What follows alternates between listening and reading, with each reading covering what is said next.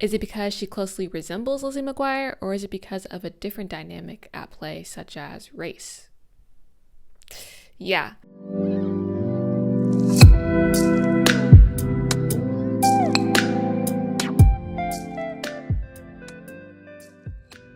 Who knew Lizzie McGuire would be the cause of such a controversy among creators in 2025? Hi guys, welcome to TATI'S Media, where I get to share my perspective on different things, but it's typically things that you guys see in the media. And in today's video, we're going to be talking about the controversy on TikTok with Lizzie McGuire and other content creators. I would like to preface this video by saying that we're going to be hearing from a lot of different content creators about their opinion on this. I am in no way shaming or trying to hate on other creators. My opinions in this video in general is not made to hate on them. All of the ladies will be hearing from today are extremely talented people, and I'm just hoping that we can all share each other's perspectives today. As always, I am not the news, so I may get some things wrong, but I try my best to make sure that I research things beforehand and make sure everything is correct by the time I deliver the information to you guys. Today's controversy started when Danielle Roy posted a TikTok that was kind of styled like the Lizzie McGuire show.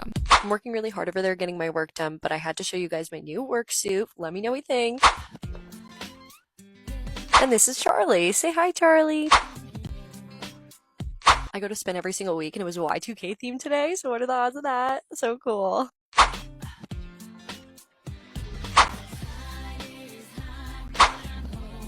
I'm so exhausted now. It is definitely time for bed. If you're not familiar about what Lizzie McGuire is, it was a popular TV show in the early 2000s on Disney that my generation absolutely loved. It was essentially about this blonde girl who had a mini cartoon version of herself that would often narrate her inner thoughts, and that's kind of just basically what the show was. It's super iconic to many of us who grew up with it, and yeah, so like I said, Danielle Roy kind of had the same concept with her TikTok. She has a little mini version of her and they kind of narrate the things she's doing in her TikTok sometimes. That being said, many creators have kind of done this idea inspired by Lizzie McGuire on TikTok, on social media, even on YouTube. They've had mini cartoon versions of themselves narrate their lives. Danielle has started posting with this style a little over a week ago, and now she has 92K and has been interviewed by the People magazine. So what's the issue? What's the problem? How is there controversy? Well, the controversy comes from, why is Danielle the one going viral when this has been kind of a thing that's been done throughout years from many different content creators? Is it because she closely resembles Lizzie McGuire, or is it because of a different dynamic at play, such as race?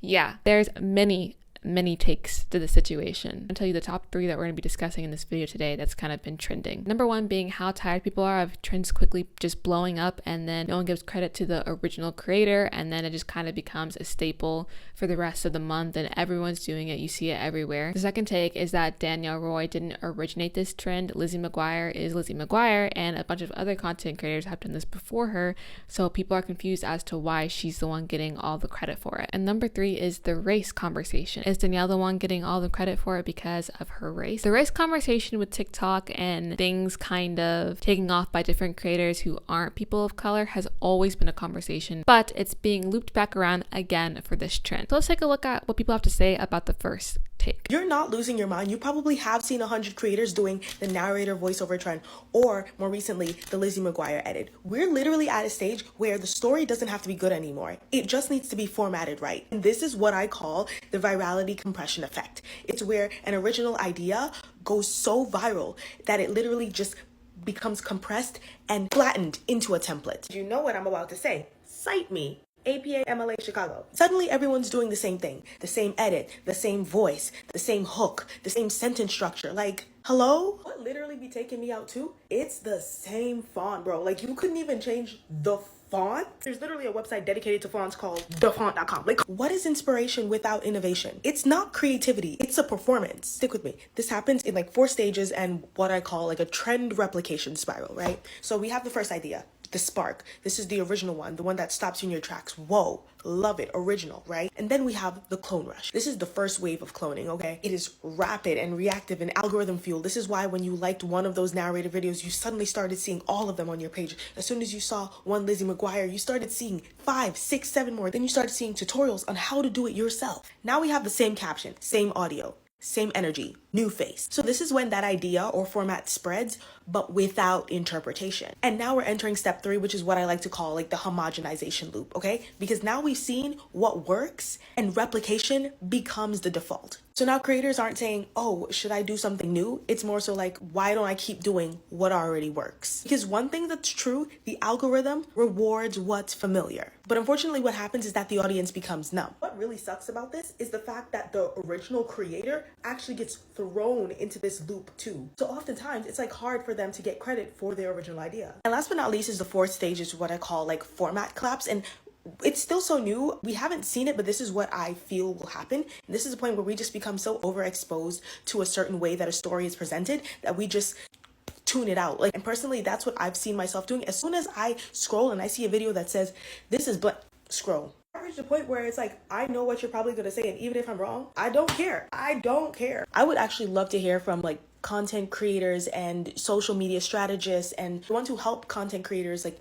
define their pillars and, you know, separate themselves in this whole economy. Like, what are your thoughts on this? What do you think? And a lot of people seem to agree with this creator. Everyone is tired of saying the same thing. Some creators need to start calling themselves recreators. As someone who's been doing This Is Tiara narration since last year, it does suck that everyone is doing it now. I finally found my vibe that set me apart from everyone else, and now, nope. And some people, of course, disagreed. But it's never an original idea. It all stemmed from somewhere, no? The 2000s movies started the narrator trend. The Lizzie McGuire trend is literally inspired from the show itself. I feel like everybody's getting a little too upset when this app was literally built on copying trends. When Daniel Roy posted this, a lot of creators came out about how they were the original one to do this. They were the original one to do this. One name that frequently popped up was India. This is one of her TikToks, and honestly, it's so amazing. And people were also saying that this creator was also the one who started this trend too. So everyone's looking around and we're all wondering who started this. From then, it's just been a game of no, I did it first, no, I did it first, no, I did it first. And no one truly knows who did it first, how it started, what happened. And people even started giving a lot of tutorials on how to do this trend. Specifically, this creator, KC, she taught you how you could do it with ChatGPT and other AI tools. Most people really enjoyed this and thought it was super helpful, but a lot of people had something negative to say. Someone commented, "You're copying, not creating." Now people start to assume that race must have something to do with who goes viral with this trend and who doesn't. Let's look at what some content creators have to say about this. I've seen the same 10 white girls do the same trend, the same way,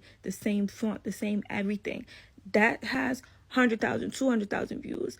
I try to come on here and I do know, because y'all gonna be like, oh, it's not a black and white thing. It definitely is. It's definitely a part of it. It's definitely a factor. The algorithm knows who it wants to push out. When I come on here and try to do it, the algorithm has not pushed it whatsoever. Just like when I first saw the Lizzie McGuire trend, I saw a black girl do that months ago.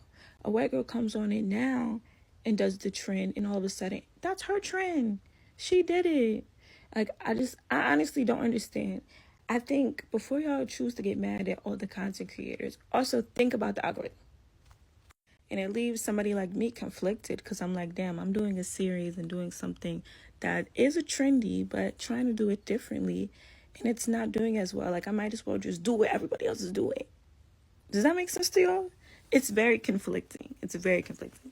A lot of people of color seem to agree that this does seem to be a race factor. People were kind of saying, why her out of all people? Okay, so TikTok is currently pushing out the specific creator that has done a Lizzie McGuire mixed media inspired video. And I too have done my fair share of the Lizzie McGuire animation through my YouTube intro. And the girl literally has less than 10 videos and they're all going viral, right?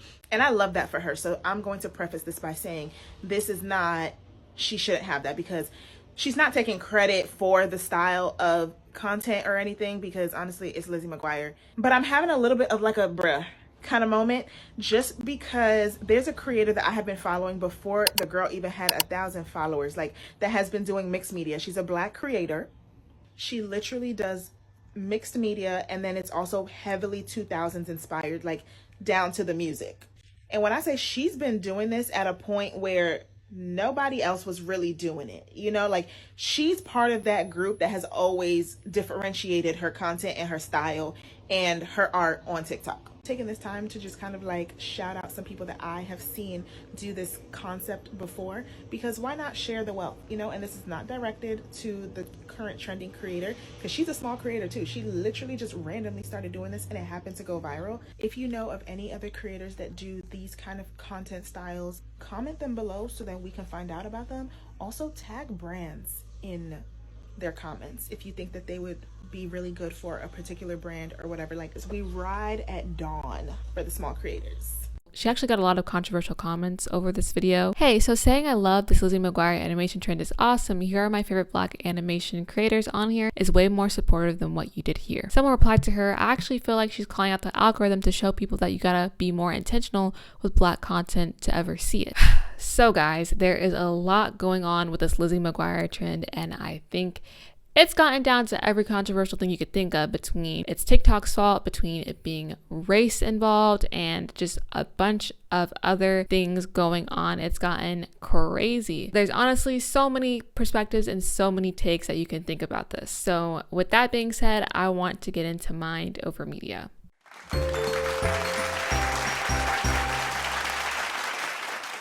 We're at the part of the video where it's my mind over the media's. I get to give you my personal takes and my perspectives on this controversy. I think many things, guys, but they all kind of just collide into one overall perspective. So let's go over them one by one. So firstly, like the creator Casey, she was trying to show people how to do the trend if you couldn't draw, right? So a lot of creators are being like, guys, you can use AI to do this trend, and they're getting so much hate for it. Well, I think AI is not benefiting artists and other, creators of the arts at all, and there's no excuse for that. I don't think that people not showing you how to do the Lizzie McGuire trend is going to stop AI from benefiting off of other artists. That's already been a thing that's already been done, and it's going to continue to happen. At this particular time in our lives, AI is very much prevalent. You guys have to understand that there's a lot of people who want to do this trend but don't have the resources or maybe, the creative mind to draw or any of that. I cannot draw. And if I wanted to do this trend, I would definitely be going to AI. That's just me personally. As for trend jumping, people take things and, they copy it, and then you just see it on the internet for months and the original creator doesn't get credited. I don't think anyone is obligated to be creative on social media. That's not what social media is for. Social media is a place where you can come and, communicate with others, post your content, and additionally to be creative, but you're not obligated to. There's people who are trying to start a social media page who work, full-time jobs, and they're not on here to be creative and give you the most unique thing ever. They're on here to make money so that they can quit their day job, and that's completely fine. I think you guys are realizing that not everyone wants to have a creative, unique, 100% supportive community. Some people are on here to make money so that they can escape from their day job or different things. People struggle with a lot of different things, so they're not obligated to be creative. As long as they're not claiming to be creative or claiming a trend that they didn't start, it's totally fine. Everyone has something different to offer to a trend. Take me, for example. My niche is commentary, right? There are so many people in my niche. Content can look very similar to different people in my niche because on the internet, nothing is ever specifically unique. Everything has always been done before at some point. Maybe people didn't get popular for it at the time, but that doesn't mean it hasn't been done before. You're not entitled to someone's creativity. I was going through TikTok and I'm like looking at the Lizzie McGuire trend, seeing, what I think is unique and what I would like. And I found this one creator. She did a Lizzie McGuire hijabi edition, and I love that. That's such an inclusive, unique thing. Like, I haven't seen that before yet. I love that. That's her own twist on this trend. But then you're probably asking me, who do I really think started this trend? Who do I really think deserves credit? And I honestly think that Lizzie McGuire, owned by Disney, deserves the credit. Like I said, everything has already been done before. Unless you're coming up with this crazy, unique, insane idea, it's most likely already been done before. Lizzie McGuire is a famous, iconic show, okay? And even so, narrating with your own mini version of yourself has always been a thing on the internet. I think I honestly saw it first through YouTube. So, Tati, if it's already been done before, is Danielle Roy going viral and getting this type of attention? Does it have something to do with race? I honestly don't know. And honestly, I'm not sure that it even matters. The more time content creators spend on thinking about this trend or being upset over it, that's time wasted that they could have been putting into their own content to make something even more unique that'll go viral. I think overall, people who have genuine discomfort over this are people that are envious of Danny because it didn't receive the same results or attraction. But if you spend all that time thinking about it, you're missing out on other opportunities. You're missing out on the time to be spent to creating something unique and different. That's time being missed out on something where you could have been working and focusing on your own content. But I want to hear from you guys. Why do you think the internet is celebrating Danny's take on this trend and not other creators? Do you think anyone is being excluded in this trend? And is there some sort of hidden truth? Does race really come into play with these types of trends? I want to know what you guys think. Comment down below. And that's all I have to say about this. I love you. Bye. Mwah.